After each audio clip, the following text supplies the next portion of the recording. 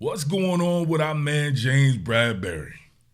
We got to talk about this joint right now. What more can I say? Top Billin. As I expressed on the last one, a two-part series about Nakobe Dean, there have been a lot of people struggling on Philadelphia's defense. Now, James Bradberry, struggle mode. Darius Slade, struggle mode as well, but he's been the beneficiary of a few things that makes it to where people can kind of overlook it here. But if you see James Bradberry, one of the points that I want to point out is that in a new scheme, right, you have to learn your player's skill set. The experiment with him on the inside went just like I told everyone it would, right? People need to go back, right, and assess their own selves when they thought that James Bradberry's Dr. Robotnik hips could play in the slot. He just doesn't have it like that. That's not his game right here. You see him trying to defend this deep over route now. What I don't like about this is, why have two linebackers on the field? Why not bring in Eli Ricks? You have Eli Ricks on the tight slot here. You can have Sidney Brown over here across from a tight end instead of a wide receiver. And then you would have JB more in the regular slot here. He doesn't have to travel as far with the tight slot receivers. You can see right here, exercising for futility. He's not going to be able to mess with this. Look at this. He's already outflanked, and then look at him. Turn on the afterburners. James Bradberry cooked. And Reed Blankenship cooked. Look at it from this angle right here. Right? If the pressure's not getting there and you give him a little bit of time, look how bad he's beaten. Come on. That's that late pandemic separation right there, right? On an over route. Right. Late pandemic separation right there. Now, obviously, Reed Blankenship should have been on his JO as well there. We'll go back to that as well. But this kind of tough, right? When you're rolling the coverage, right? You want to roll that coverage, post the safety in the middle of the field. You drop Reed Blankenship down. I don't think you guys saw that right there, right? Reed Blankenship start off, right? You start off with the split safety look, roll that coverage, Reed dropping down to intercept that mid-level to third quadrant right there. But look at him. Right? He lets the receiver get on top of him, right?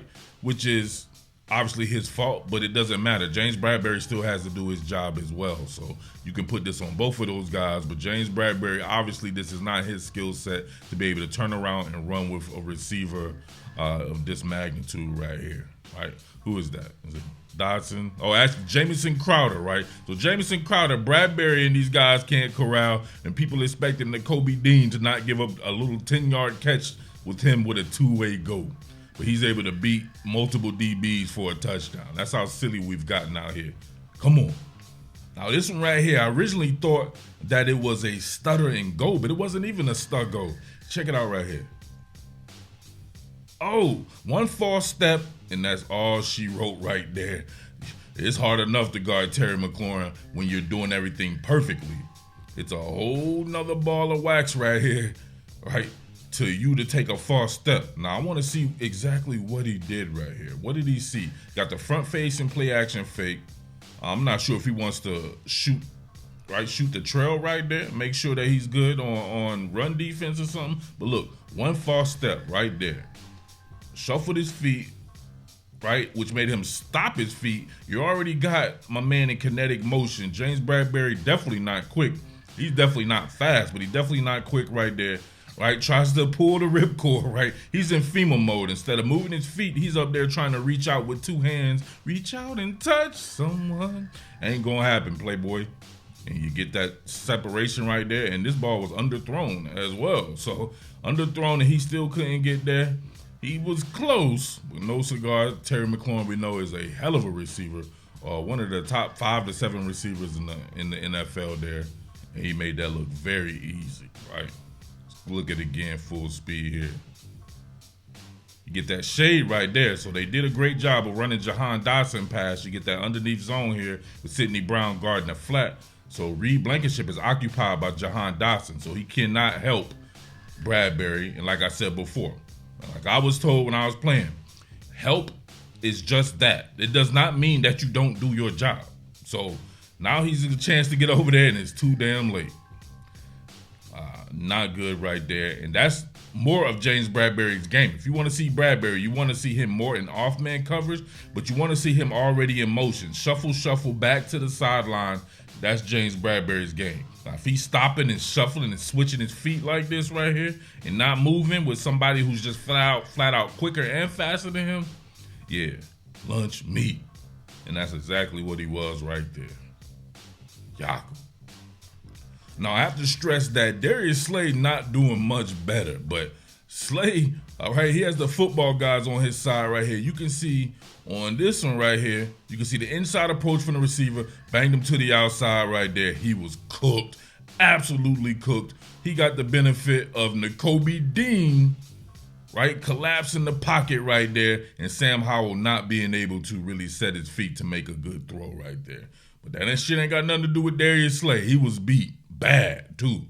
That would have been a really bad touchdown right there, but most fans, right, are so casual that they're not going to notice something like that because of the result. But when you're playing football and you're in the film room, they grade this shit. They'll be like, what are you doing, Slay? Right? He would get a really bad grade on this particular rep right here. You can see him start to peak for some odd reason at the quarterback. So Slay's a gambler. You see him right there? That little action right there, right? He showed him some small action on a transition, right? Really not even a transition, kind of a faux transition.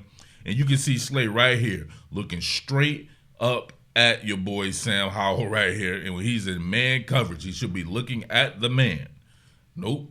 Now he kind of held him too, to be honest with you, right? He kind of held him and impeded his progress a little bit right there. So you tell me right there, right? That's definitely looking like the James Bradberry one right there, except he got the benefit of Nakobe Dean collapsing the pocket on that one. All right, man coverage again. Now, Slay is the guy I think a little different from Bradberry. I would like Slay to be more in close quarters coverage. Nobody's pressing these days. People need to get that up out of their mind, right? Nobody's sitting there bumping and running and all that shit like that. It don't happen. You don't see nobody sitting out there exchanging pre-snap or on-snap warfare with people. They'll just fall off, right, and just mirror. But you see man coverage right here. Slay back here, you get Terrell Edmonds, right? He's going wide and out with the running back, Raheem Mostert. So you get one-on-one with Tyreek Hill right here, banging his in-breaking route right here, and Slay's just beat, straight up beat. Now, I know it's him in off-man coverage, but he can be a lot more aggressive than this because he has the sideline as a barrier. You see right there? He was beaten cleanly. But what did he have happen? Unlike James Bradberry, I believe there was a hold on Josh Sweat, so he got called back. But this still goes down as a rep in the film room, right? So you see right here, your man Slay could have really drove on this, right? Or could have really made sure that at the very least he was going to cut this off, right? You had some goofball yesterday talking about the Nakobe Dean. He's like, oh, you never let someone cross your face and shit like that. I'm like, bro, you're a couch coach. All Madden couch coach. That shit is easier said than done when you got these guys out here who are just straight up quicker than you. Even Darius Slay getting crossed right there, right? And giving up a touchdown, right? But Nakobe Dean can't. And he was the only one to ever do that in the history of the sport. Like, come on, man. People be drawing out here. But as you see right there, like I said before, Slay's been having some shit going on as well. So my deal with this is, right, do you try new blood out there? Not Slay, Bradberry. What about Eli Ricks playing on the outside there? You know, obviously there's a lot of influx going on, right? Or there's things left in peril on the inside. If you get Brad Roby back, why not work in Eli Ricks on the outside of James Bradberry's slot? Now, James Bradberry and Eli Ricks are very similar. I actually compared him to James Bradberry. They probably have similar speed. They are similarly sized. They have similar skill sets, except Eli Ricks a little bit more twitchier as far as his ability to transition, right? He can fit in the slot a little bit better, although that's not his game as well. We'll really see something special, I believe, when he's on the outside and he's able to just mirror, right? Now, he's somebody you can put up a little bit closer, right? He can work work close quarters coverage, whereas Bradberry, you want him, like I said before, vertical bell, shuffle back to the sideline type stuff. So Why not work that in? I know that's tough though, right? James Bradberry, damn near all-pro talent. Or maybe he did make the all-pro. I know he's a Pro Bowl talent, and he's somebody I've been a fan of for a minute. I covered him when he's with the Giants and did film studies on him then, telling all those guys how good he would be, and he ends up making a Pro Bowl that year. So that's a tough, but you got to do something, man. This ain't looking good for James Bradberry. Now, this is absolute insanity here. You have Bradberry in close quarters coverage against the fastest wide receiver in the NFL, who also happens to be the quickest wide receiver in the NFL. This is bad. Absolutely bad right here. He has zero cushion. He makes any type of mistake, right? And then the help right here, I felt like this might have been Terrell Edmonds' last game, right? Especially as a starter. I was thinking they was going to completely bench him after this play, right? He gives zero help right here, right? And when you're already shaded over there, look at that. He steps up, immediately looks over there, and they both get smoked. Look at that. That's crazy. That's a crazy amount of separation on something that's only like 30 yards or something like that, right? You get that early pandemic separation on something, it's 25 yards, right? Come on. Shit like 25, 26 yards or something like that. Look at him.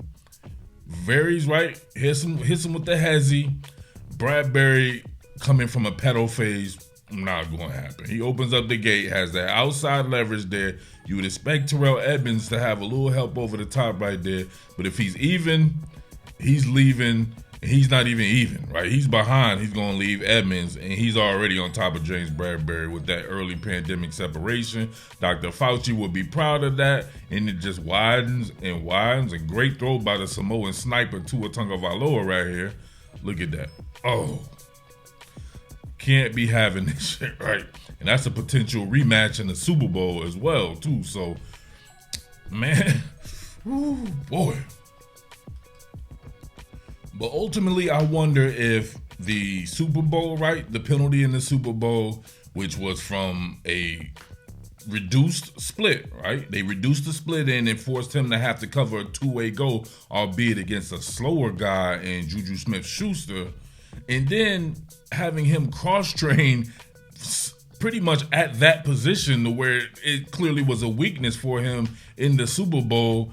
I wonder if that's in his head right there, or if indeed he is just, falling off the cliff. It happens to everybody, and eventually everyone gets old, but it's not like he was a great athlete to begin with. So he's one of these guys who should actually age pretty good because he's doing this a lot mentally. But as you see right here, trying to cover this out route against guys who are just a lot quicker, they're able to create quick separation on him. Quick early pandemic separation. Look at that. He's not competitive at all on a route like that. Go back a little bit right here and you can see, right? You see them widen the distance right there, almost like the Juju Smith-Schuster play, right? Everybody has the same TV screen, right? They saw that, and you can see him right here. Look at him reaching out with the wrong hand and everything like that. Just totally exposed, looking like a baby gazelle.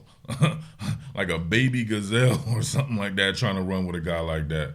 That's pretty bad right there. So, but listen, I go by what the team says, right? If the team didn't make an upgrade at the cornerback position, and that means they still have confidence in James Bradberry. Now, there's other guys on the roster, like I said before, Eli Ricks.